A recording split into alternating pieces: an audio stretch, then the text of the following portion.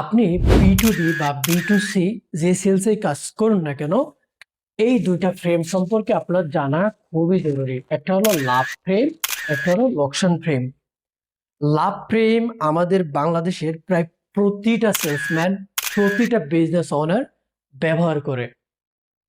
সেটা হলো, আপনি যখন কোনো প্রোডাক্ট বা সার্ভিস কিনতে কোনো বিজনেস বা বিজনেস ওনারের কাছে যান বা কোনো দোকানে যান, তারা আপনাকে সর্বদাই বলবে লাভ কি হবে তাদের প্রোডাক্ট বা সার্ভিস কিনলে, অর্থাৎ তাদের প্রোডাক্ট বা সার্ভিসটি ব্যবহার করার ফলে আপনি কি পরিমাণ লাভবান হবেন সেটা সম্পর্কে আপনাকে ধারণা দেয়।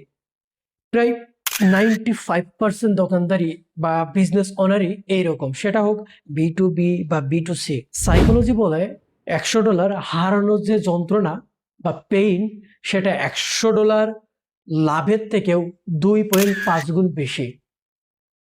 তাই আপনি যখন আপনার সেলস কমিউনিকেশনের সময় কাস্টমারকে রিয়েল ডেটা দেখাতে পারবেন যে আপনার প্রোডাক্ট বা সার্ভিস ব্যবহার না করার ফলে প্রতি মাসে তার কি পরিমাণ লস হচ্ছে, এবং এই এক্সিস্টিং প্রবলেমটা যদি আরো 6 মাস সে রাখে, তাহলে তার রেভিনিউতে বা তার কি পরিমাণ লস হবে সেটা যদি আপনি দেখাতে পারেন, কাস্টমার কিন্তু আপনার প্রোডাক্ট বা সার্ভিসটি তার কনসিডারে রাখবে।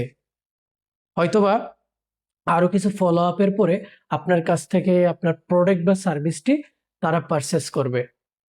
তো এটা খুবই গুরুত্বপূর্ণ একটা স্ট্র্যাটেজি, যেটা আপনি আপনার সেলসে বা সেলস কমিউনিকেশনে আজকে থেকে ব্যবহার করতে পারেন।